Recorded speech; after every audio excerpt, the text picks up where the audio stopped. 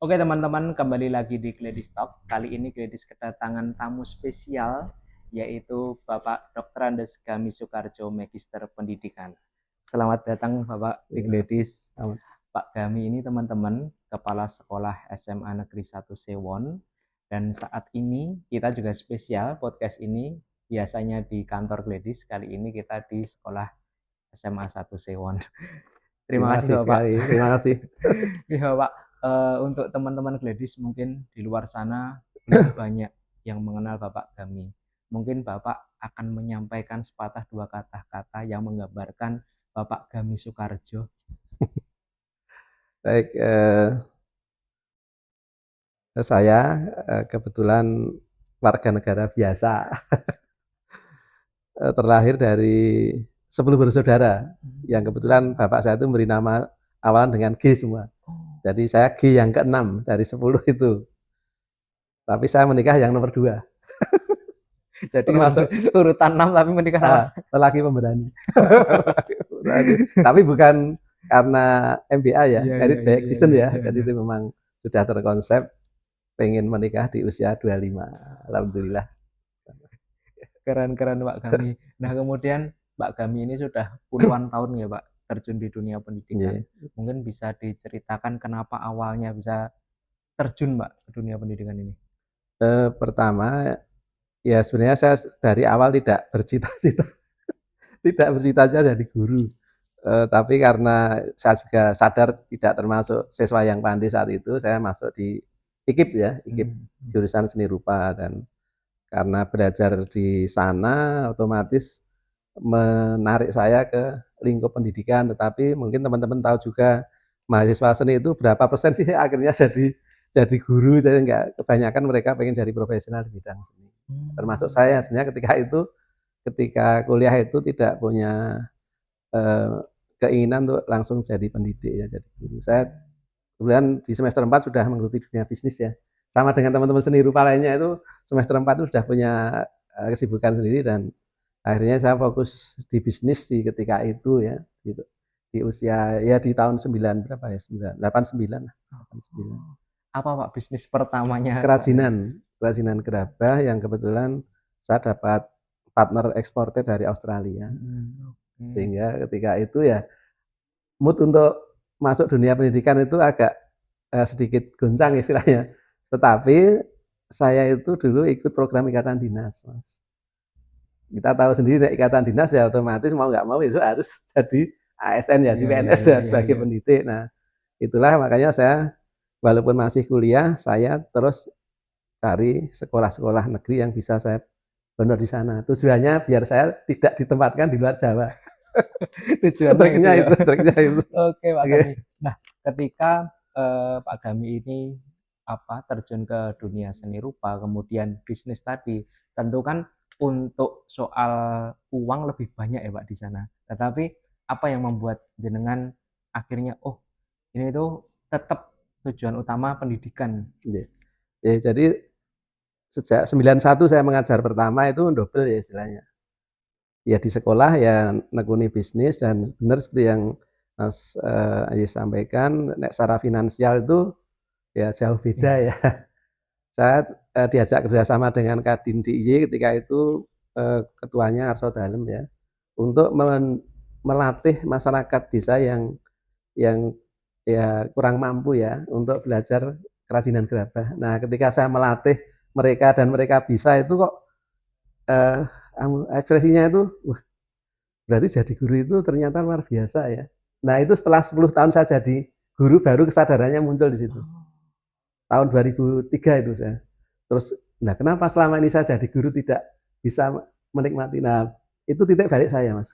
Jadi setelah saya mendapati situasi seperti itu, saya terus wis nek ngono wis fokus guru aja. iya iya iya. Kebetulan secara finansial wis ya wis cukup lah, untuk tidak dikatakan kaya nih, wis Iya cukup. iya. Untuk Berarti berarti titik baliknya ketika sepenuhnya ya Pak, ya, hati sepenuhnya itu tahun 2003 itu ya? 2003. Walaupun saya jadi guru sejak masih kuliah di semester akhir tahun 91. Oh, Jadi 91 sampai 2003 itu saya berperan ganda ya, iya di iya iya. sekolah ngajari siswa, di rumah mengelola usaha itu.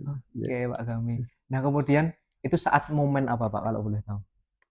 Momentumnya ketika itu tadi, saya kan di Kadin itu ada program pelatihan untuk, masyarakat desa untuk skill membuat gerabah. Iya. Saya sebagai mentornya lah. Oh, Saya sebagai karena mungkin saya punya skill yang lebih baik dibanding mereka. Nah, saya ngajari orang orang tua itu yang kita ajari sudah sepuh-sepuh untuk nambah penghasilan mereka iya sebenarnya. iya. Semula mereka nggak bisa, begitu kita telateni mereka bisa itu, kita happy banget itu loh. Nah, kan saya terus kembali ke sekolah, Iya. berarti murid-murid saya di sekolah itu sebenarnya sama juga dengan Iya, mereka. betul betul Ketika betul. mereka bisa menyelesaikan sesuatu mesti ekspresinya bagus. Cuma selama ini kan saya tidak Iya, di kelas tidak menyorot itu ya. Nah, momentumnya di itu di ketika melatih masyarakat desa itu ya. baik. Berarti Pak Gam itu titik baliknya ketika melihat ekspresi orang-orang desa itu ya, Pak, Betul ya? ya. Oke, gitu, Pak. Merasa eksotis lah, Iya, wah, ada kepuasan kepuasan sendiri gitu ya? ya. Ternyata di guru itu kepuasannya di situ. Oke, Pak Gami. Nah, kemudian, Pak Gami kan udah puluhan tahun berapa tahun, Pak, berarti? 91 kalau dari 91 ya sekarang udah 36 tahun lah. 36 tahun ya? 36 tahun terjun di dunia pendidikan, Iya, teman-teman. iya. Apa, Pak, yang membuat Pak Gami itu merasa bahwasannya, oh, siswa dulu sama sekarang itu udah beda banget?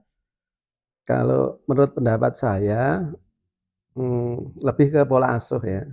Jadi kalau siswa dulu itu punya daya juang yang luar biasa, Mmm, punya apa, mentalitas yang kuat. Sedangkan siswa sekarang itu pengamatan saya ya, ini pribadi itu semangat juangnya itu tidak sehebat anak-anak zaman dulu. Karena apa?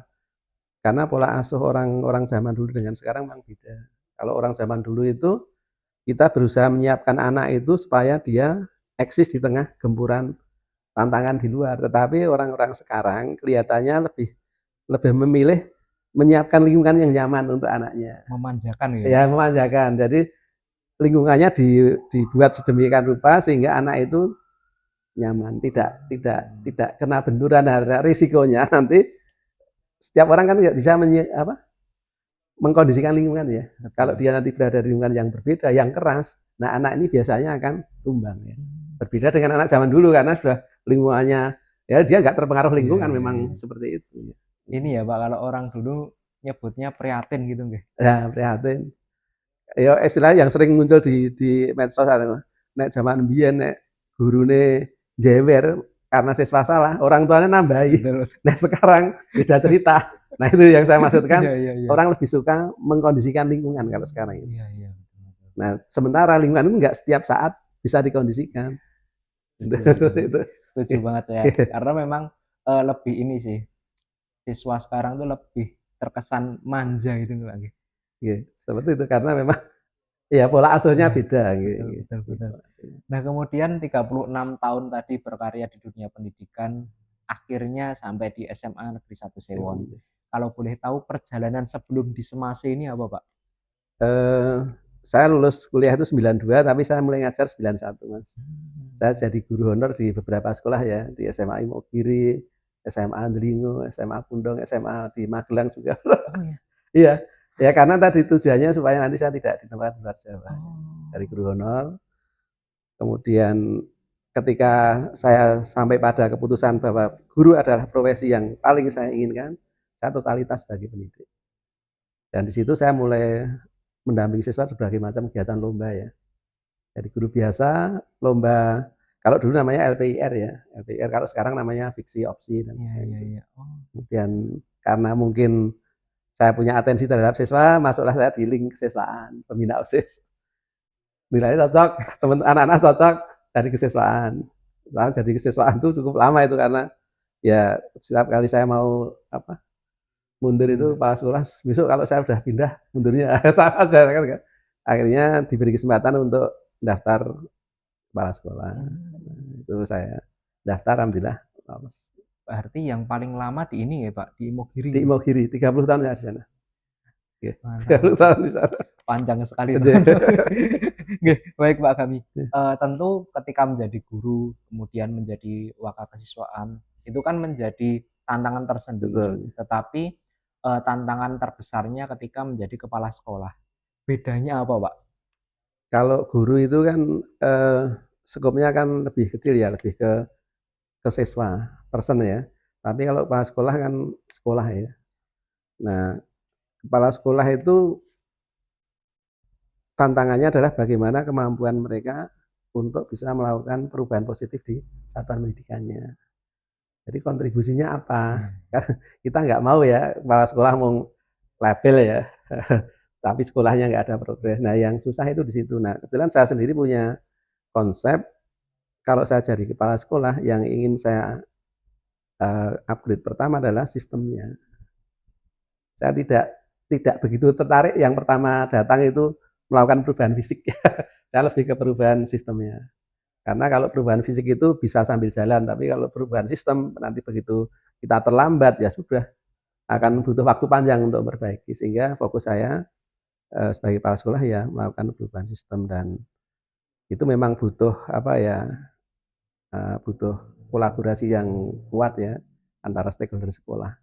Nah itu kemampuan manajerialnya Iya, kepala iya. sekolah dia diuji di situ ya. Nek bangun fisik gampang nggak ada duit nanti ya. Betul. Nek mengompakan sekian ratus orang, sekian puluh isi kepala jadi Betul. satu sebuah sistem yang bagus itu.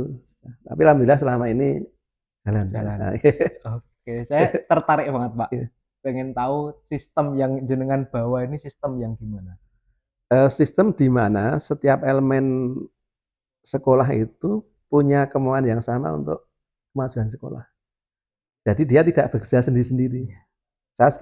Misalnya saya sebagai guru seni, yang saya pikir bukan supaya anak pinter mata pelajaran saya, tapi bagaimana anak itu tumbuh kembang, dia bisa mempelajari ilmu yang lain dengan prestasi yang lain, itu tugas bukan bukan lagi personal lah. Iya, betul. Aku tugasnya kan mengulang, manajemen enggak gitu. Semua harus punya punya kontribusi ya.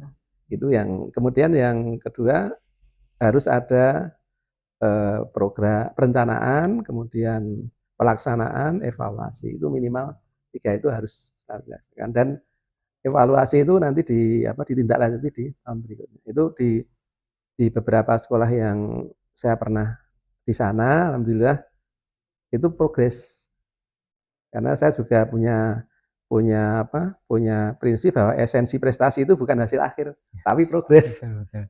Jadi dulu inputnya seperti apa, sekarang outputnya seperti apa, bukan bukan wah saiki sik ketompo ning kono akeh banget ini. Lah mbiyen inputnya sepiro ya. Betul, betul, betul. Jadi prestasi itu esensinya progres. Mhm. Jadi kalau sekolah itu tidak ada progres berarti ada yang sesuatu Salah. yang perlu diperbaiki di situ. Berarti kalau saya boleh, apa, Pak, menarik benang merahnya bahwasannya, ketika tujuan itu ditetapkan di awal sebagai pondasi, Mhm. itu pasti akan ini ya, Pak, selain progres tadi pasti akan memperlihatkan hasil di kemudian hari gitu ya, Pak, ya? Iya. Jadi memang memang harus harus ada target yang terukur ya, Iya. terukur. Seperti yang sekarang di sekolah kita ini, kemarin di tahun ajaran baru saya memprogramkan minimal 80% siswa lulusan itu harus kuliah saya bilang. Alhamdulillah tercapai. Sebelumnya kurang dari itu. Pastinya besok kita akan lebih tinggi walaupun kita tidak menargetkan langsung 100% ya. Mungkin ya cukup 85 ya, tapi yang penting progres gitu ya. Iya, bener, bener. Saya setuju banget sih, Pak, karena memang, kemampuan manajerial tadi memang Iya. sangat penting nggih bagi sekolah. Karena memang ibaratnya nahkodanya Pak Gami ya, Pak. Nggih, Pak Gami. Nah, kemudian selama memimpin sejauh ini, Pak, prinsip apa yang selalu Pak Gami pegang? Kalau saya itu menggunakan filosofi jari ya Mas, filosofi jari. Ada ibu jari, telunjuk, jari tengah, jari manis ya. Jadi kalau ya kita jadi pemimpin atau bukan itu prinsipnya yang pertama harus jadi teladan. Kemudian yang kedua jadi yang terbaik. Guru jadilah guru yang terbaik. Iya. Karyawan jadilah karyawan yang terbaik. Siswa jadilah siswa yang terbaik. Nah, kemudian yang kedua dari ini punya inisiatif. Cara di kelas kan tunjuk jari ya, punya inisiatif. Berani bertanggung jawab, ngakoni ya. Oh ini kesalahan saya. Yang ketiga adil ya, tengah jari tengah. Adil itu nggak mesti sama. Ini Iya, jari menunjukkan heeh. kanan atau kiri beda. Yang adil itu nggak mesti sama. Yang ini jari ini komitmen. Biasanya untuk tempat cincin ya. Iya. Itu tanda komitmen. Kita harus punya komitmen.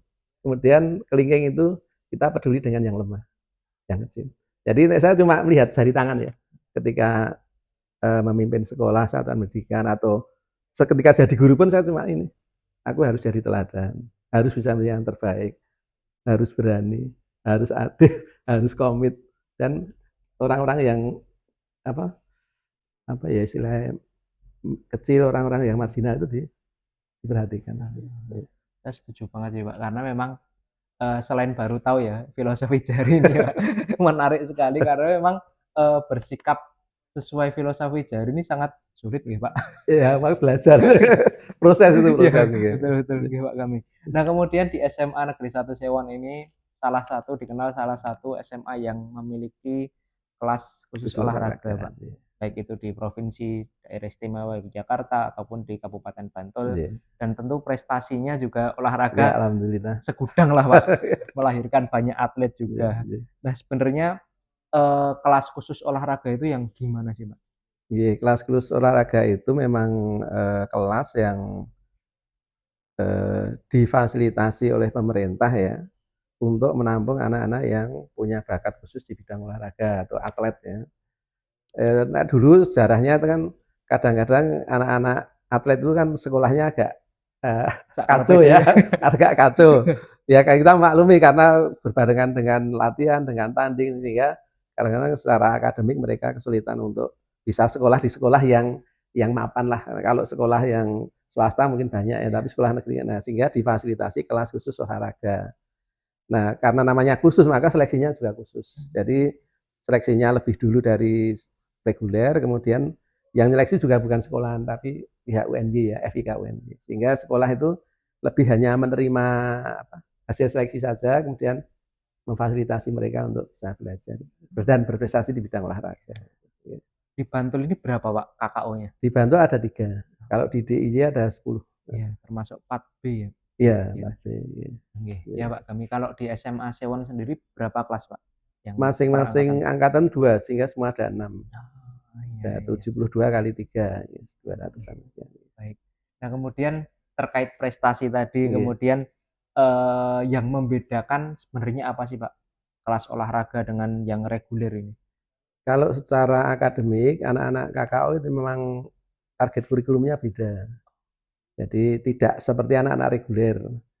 Ya karena kesibukan ya, Iya iya. kesibukan. Kemudian dari durasi pembelajaran juga beda. Untuk anak KKO itu hanya 35 menit. Nah yang 10 menit kali sekian, itu untuk latihan cabur. Jadi Oh, bukan berarti mereka diistimewakan, karena mereka harus dikasih alokasi untuk latihan sesuai cabur. Seperti itu. Jadi kemudian ya pastinya tugas-tugas di sekolah itu nanti situasional, tidak sama dengan yang reguler. Karena banyak banyak hal yang harus kita apa ya kita jaga supaya semuanya jalan. iya Nah, iya, mereka kan betul. atlet ya, atlet punya kepentingan yang berbeda dengan siswa reguler. Ya. Memang ada hal yang beda termasuk untuk anak-anak KKW itu ada konversi nilai. Jadi kalau Oh, mereka juara satu kabupaten nggak perlu ngumpul tugas berapa kali, juara provinsi, juara nasional, wes otomatis di sini. oh gitu ya, Pak. Itu sudah ada. Itu tujuannya ya mendorong mereka untuk berprestasi. Iya iya iya iya, bener. Kalau, angkatan saya dulu kan, pasti KKO kalau pagi pada ini ya, Pak, sesuai apa namanya, Cabur. caburnya Nah, masing-masing, iya. terus nanti siang kembali ke sekolah, Iya. gitu emang, Pak? Kalau di sekarang itu Iya. kita balik Oh. lagi pembelajaran karena ya konsep pendidikan itu pembelajaran yang di ruang kelas itu kan efektifnya kalau Pagi. pagi. Terus kedua evaluasinya itu kadang-kadang anak-anak KKO ini nek wis kesel latihan terima mulai. Maka itu sekali walaupun ini secara esensi sebenarnya apa ya tidak sejalan dengan kebijakan pemerintah ya. Kebijakan pemerintah itu memang mengharuskan latihan itu ya pagi. Iya Ya, iya tapi iya itu iya. tadi di lapangan kan ada kendala yang harus kita siasati juga supaya semuanya jalan. Iya. Alhamdulillah selama ini juga ya prestasinya tetap juga. Oke, betul, Pak. Keren sih ini ibaratnya ini ya, Pak, merem aja udah prestasi terus nggak, Pak, kalau yang Ya olahraga. kita ya, Iya, tapi mereka kan tetap iya, latihannya betul betul mati-mati. betul. Nah, Pak, saya tertarik sekali dengan, yang konversi nilai tadi ya, Pak. Salah satu cara untuk Semasi ini, berjalan bersama dengan atlet-atlet kita dan, tentu para siswa yang KKO sih nggak merasa terlalu dirugikan dengan itu nih, Pak, nggih. Iya, ya kan mereka tinggalkan pelajaran kan bukan karena dunan, Iya, tapi benar. karena mengejar target prestasi yang mungkin ditargetkan oleh pemerintah daerah atau bahkan nasional. Sehingga kan salah sekolah kalau wong mereka itu berjuang untuk negara kok Iya, masuk kita yang di sekolah nggak memberi iya. apresiasi, ya kita apresiasi dalam bentuk konversi nilai. Oke. Gitu. Kemudian tantangannya apa, Pak, mengelola banyak atlet dengan berbagai cabur? Tantangan yang terberat itu karena mereka itu atlet ya. Atlet itu bagaimanapun itu punya target untuk bisa berprestasi setinggi mungkin. Nah, sementara sekolah itu kan punya keterbatasan ya. Katakanlah kasus yang baru ini, ada atlet voli bagus, ikut seleksi beasiswa di Lavani, lolos. Ya. Nah, sekolah wes angkat tangan ya kalau anak itu pengen pindah ke Bandung sekolah di Iya. sana ya wes say goodbye, tetapi kan kita jadi kehilangan satu murid yang mestinya kemarin penuh sekarang jadi kurang. Nah itu kan kita nggak bisa terus tiba-tiba nambah, itu nggak bisa. Itu secara prosedur nggak memungkinkan. Itu yang kejadian yang umum ya. Kalau misalnya pihak klub itu masih membolehkan anak itu kembali ke sekolah, kita fasilitasi yang di bulu tangkis di Surabaya itu ada, tapi dia masih siswa sini, kita Oh. fasilitasi. Pokoknya sepanjang itu kepentingan klub silahkan sana. Nanti saatnya ujian kamu harus ke sekolah. Dan sana membiayai Pak, Mas. Oh. Dibiayai untuk datang ke sekolah untuk ujian. Nah, yang kita maksudkan seperti itu. Iya, iya, iya, Kalau iya. seperti itu aman. Karena apa? Anak punya target untuk prestasi, harus kita dukung.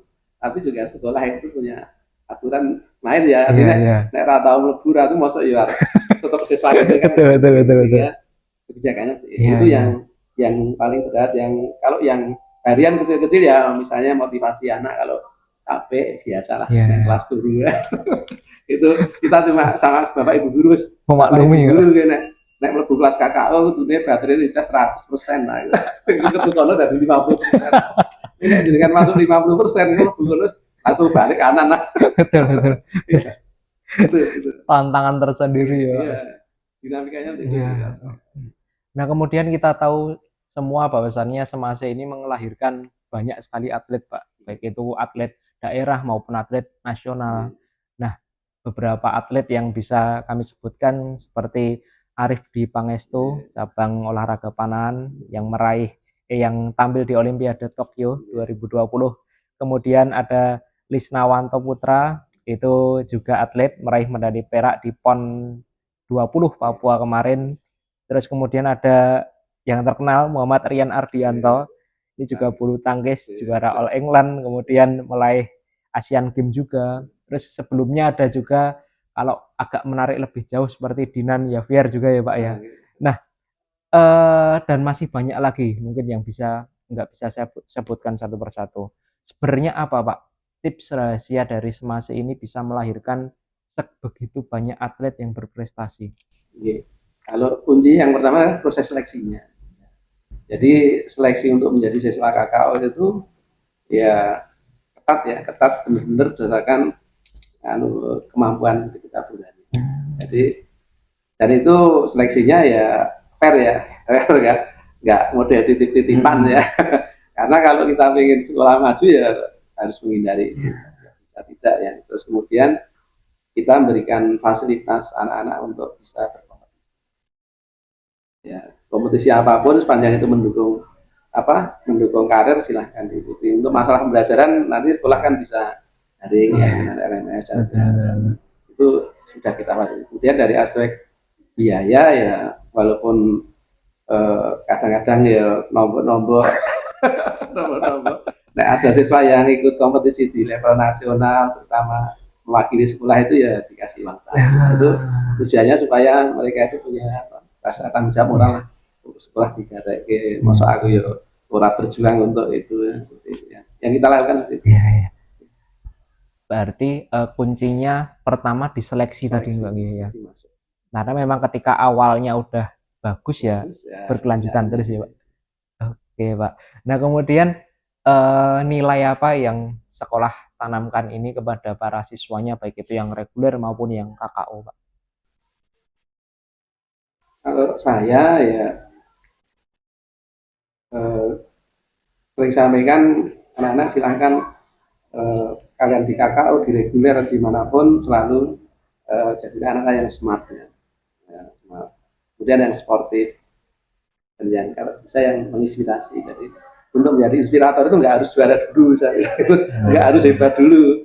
Kalian bisa melakukan sesuatu yang apa membuat orang lain termotivasi, itu juga satu yang inspiratif. Jadi saya sering sampaikan, yuk di smart, sporty, yang inspiratif. Keren, keren. Seperti yang tagline di depan ya, Pak. Ya, itu yang kita gaungkan, always inspiring. Nah, kemudian selain adanya kelas olahraga, kemudian atlet-atletnya berprestasi, apa sih Pak yang membedakan SMA Negeri 1 Sewon ini dengan sekolah-sekolah yang lain? Ya, ya, kalau dari aspek prestasi di olahraga, mungkin di Yogyakarta boleh SMA 1 sih waktu itu the best-nya ya kalau di olahraga, karena memang ada kelas KKO. Tapi bukan berarti yang berprestasi olahraganya anak KKO ya. Anak reguler itu banyak Mas yang juga prestasi olahraga, karena memang ketika masuk dia tidak milih KKO. Mungkin ada pertimbangan tadi ya, seperti gue meneng kelas mesti kondusif dan ya mereka milih di reguler. Ada itu yang di O2SN ya, yang sampai udah 5 nasional juga ada ya. Walaupun anak reguler, dia bukan anak KKO, anak KKO kan wajar. Maklum ya, ya betul. Tapi anak-anak reguler ada yang sampai O2SN tingkat nasional. Kemudian kita juga sekolah yang sekolah inklusi ya, sekolah inklusi. Jadi tiap angkatan ada ini anak-anak inklusi yang khusus ya, bicara netra, penyiaran itu kita fasilitasi, dan itu tujuannya memang selain karena itu tugas sekolah ya, tugas pemerintah bahwa setiap sekolah harus melayani, itu sebenarnya bisa untuk trigger anak-anak yang lain ya, yang tidak berkebutuhan khusus itu untuk dulu gitu. Saya berkebutuhan khusus, sekolah semangatnya kok ini kamu yang diberi keleluasaan oleh Allah mosok kalah, itu kan justru menjadi trigger supaya mereka belajarnya lebih. Itu yang saya dapatkan di sini. Jadi ini ya Pak, sekolah inklusi itu ibaratnya menjadi wadah untuk teman-teman yang mempunyai kelebihan untuk bisa berprestasi di sini Pak. Dan menyadari bahwa ternyata di lingkungan saya ada yang perlu saya bantu. Menumbuhkan kepekaan sosial. Betul. Dan kuncinya kan kalau boleh menambahkan kesetaraan tadi Pak. Iya. Nah kemudian tentang ini kenakalan remaja Pak, di Jogja ini kan banyak banget ya Pak, masih maraknya kelitih, kemudian yang nampak tidak terlihat tapi sangat terasa bullying, itu gimana Pak sekolah berperan di situ? Benar, saya di siswaan lama, jadi tahu persis bagaimana perkembangan siswa, dan memang kalau dibanding zaman dulu dengan sekarang itu malah lebih membahayakan ya sekarang. Kalau zaman dulu itu ya paling keren kan ya bentuk tangan kosong terus ya, tapi sekarang malah sudah seperti itu. Nah, kalau saya itu menggunakan pendekatan yang lebih represif di situ, bukan dalam arti saya sudah sampaikan ke anak-anak, kalau kalian melakukan tindakan yang kategori kriminal atau pidana, sekolah tidak mau campur, itu urusan aparat penegak hukum. Jadi silahkan dipertimbangkan. Itu kan sudah artinya sudah sekolah sudah ambil jarak ya, kalau anak-anak itu melakukan hal seperti itu. Dan itu dampaknya memang positif Pak. Mas anak-anak jadi ya mikir nek engko setelah kena penegak hukum atau akhirnya proses hukum, aku di sekolah dia. Kalau kenakalan biasa sekolah masih mediasi kayak gimana baiknya. Tapi kalau sudah kriminal seperti tadi ya, kriminal jalanan, kita lepas tangan. Berarti sekolah selain berperan Pak, tetap membina dengan terus, tapi harus ada sesuatu yang membuat anak itu berpikir ulang untuk berani melakukan itu. Karena risikonya sekolah lepas tangan. Pasti akan ada ini ya Pak, efek yang mereka terima itu ya Pak. Baik Pak Gami. Nah kemudian ini kan perjalanan jenengan sangat panjang sekali di dunia pendidikan, 36 tahun. Kemudian dari awal tadi bahwasannya Pak Gami melihat bahwasannya pendidikan belum sepenuhnya ke diri Pak Gami. Nah setelah 36 tahun itu gimana Pak Gami melihat perkembangan pendidikan Indonesia dari awal sampai hingga saat ini Pak? Ya tetap ada plus minus Mas, ya, plus minus. Beberapa kemajuan yang positif yang sekarang saya rasakan itu seperti apa, pemilihan mapel ya, menu. Kalau dulu kan zaman saya ya hanya IPA IPS, Iya, iya. jurusan IPA IPS. Kita nggak tahu IPA itu nanti profesinya apa, Iya, prodinya betul. apa. Sekarang siswa itu memilih jurusan istilahnya, atau itu menu mapel yang langsung nanti mengarah ke prodi yang ingin ditempuh oleh siswa. Jadi nggak mungkin siswa itu nanti kesasar istilahnya. Saya dulu pengen teknik nih, nekon sinal matematika atau fisika angin-anginan ya. Akhirnya kuliah pun nggak akan berhasil. Nah sekarang kalau yang mau ke teknik ya otomatis dia harus mau belajar matematika dan fisika. Tinggal linear Iya, antara iya. pelajaran di sekolah waktu nanti di kampus itu linear. Kalau sekarang positifnya di situ karena sudah lebih ya, lebih memfasilitasi. Iya, berarti lebih mengarahkan dari SMA-nya gitu ya, Pak? Iya, Oke. dari SMA sudah kelas 1 ya, naik Iya, kelas 2 atau kelas 11 itu sudah ada peta jalannya. iya, Kira-kira iya, besok mau kemana? iya, Wis iya, digawe ke. iya. Nah, tinggal nanti memaksimalkan. Ya memang risikonya naik sebajut lebur harus pindah. Yang lain jadi tidak fleksibel Betul, ya. ya, Kalau betul, zaman dulu betul. fleksibel ya. Berubah cita-cita itu fleksibel. Nah, sekarang itu cita-cita itu harus dirancang sejak dia itu naik kelas Iya. besok mau kemana. Mhm.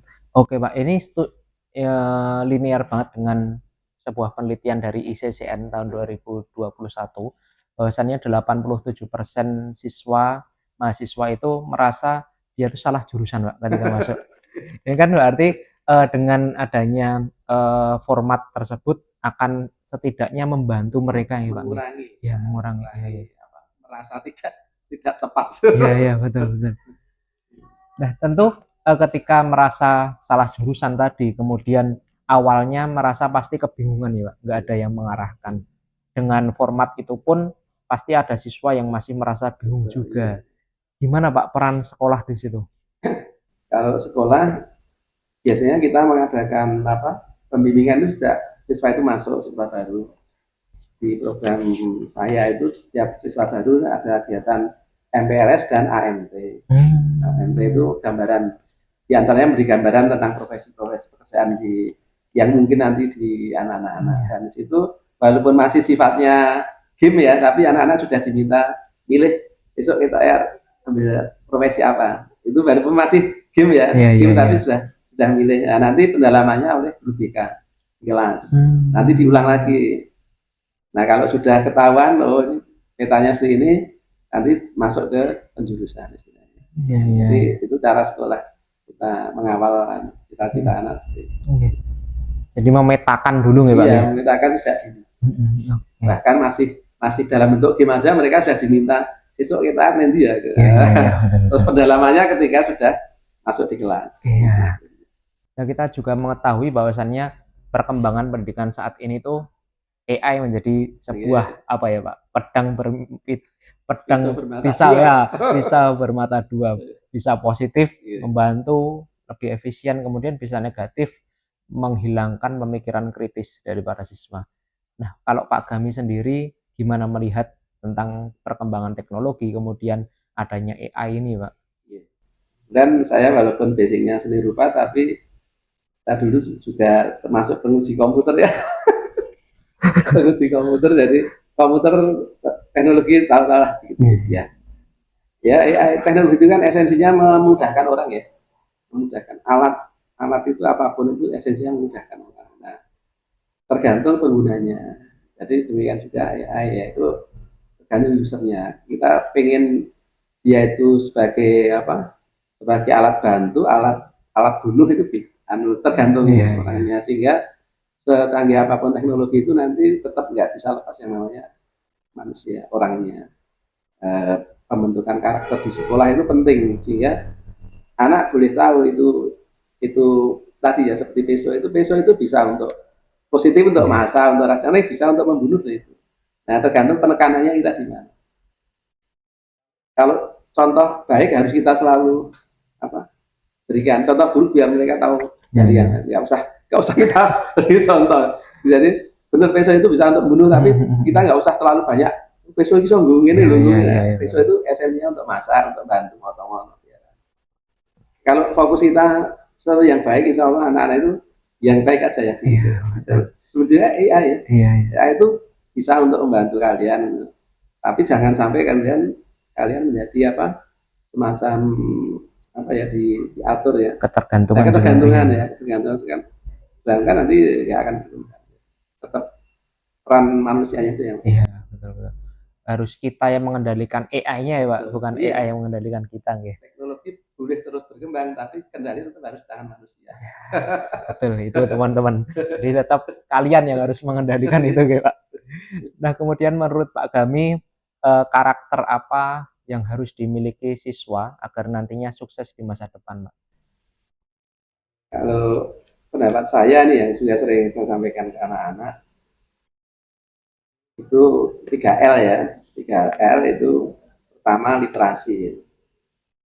Literasi. Jadi karakter, bagaimana caranya anak-anak itu selalu punya rasa ingin tahu yang tidak ada habisnya, tidak cepat puas ya. Tahu ini harus belajar lagi. Kemudian yang kedua, L yang kedua itu love, ya. Mencintai. Apapun profesimu, posisimu, cintailah itu. Saya sebagai pendidik ya, saya akan mencintai profesi saya sebagai pendidik. Siswa ya, siswa ya, posisi sebagai siswa jangan sampai apa, menjadi siswa yang tidak apa ya, tidak amanah ya. Orang siswa orang tahu sekolah. Kemudian yang paling penting itu legasi ya. Buatlah warisan terbaik dimanapun kamu berada. Seberapa lama pun kamu ada di situ ya. Contohnya siswa, jadi siswa rajin belajar, mencintai sekolahnya, meninggalkan prestasi untuk sekolahnya. Dia kuliah, belajar, mencintai kampusnya, meninggalkan prestasi untuk kampusnya. Dia bekerja, sama seperti ini. Kalau semua orang seperti itu, Enak, enak banget. Betul sekali Pak Gami, karena kunci 3L itu karena memang ketika literasi menjadi kunci, kemudian mencintai tadi, warisan 3L ini berjalan dengan baik ya, insya Allah akan diterima semua orang ya Pak ya.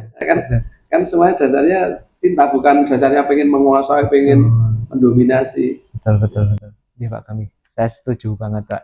Nah kemudian boleh Pak berpesan untuk siswa teman-teman yang mungkin masih minder dengan nilai yang nggak begitu bagus, kemudian masih bingung juga ke depannya gimana, mungkin bisa menyampaikan Pak.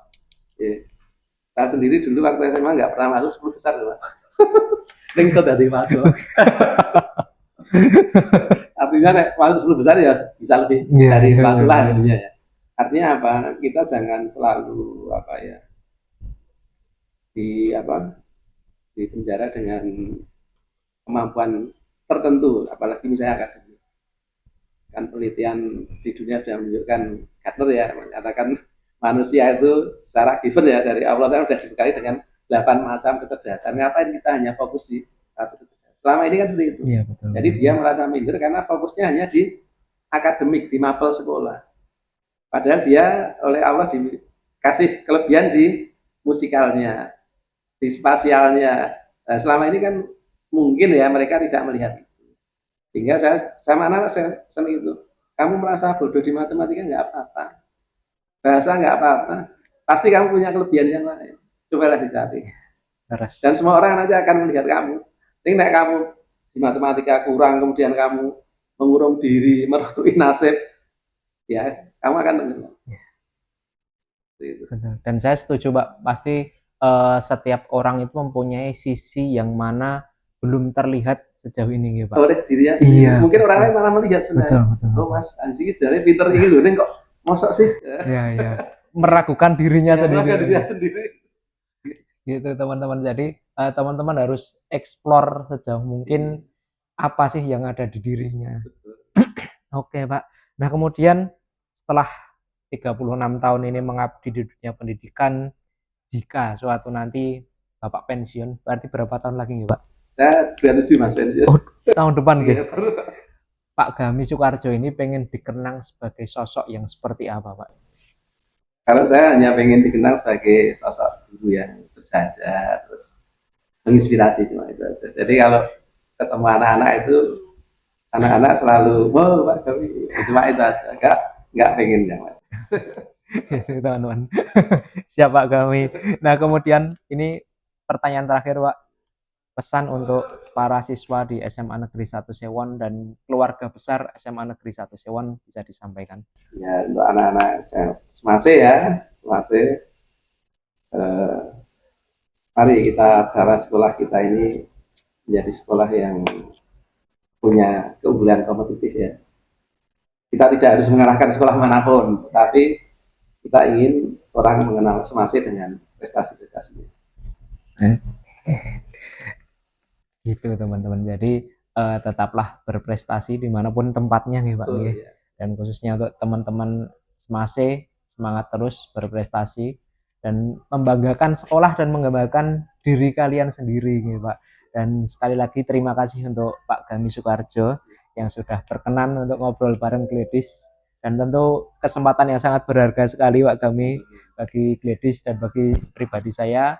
Dan sehat-sehat untuk Pak Gami, sukses selalu untuk Semase, baik itu Semase angkatan berapapun, sukses selalu nih Pak. Semoga obrolan ini bermanfaat untuk teman-teman semua. Terima kasih Pak Gami.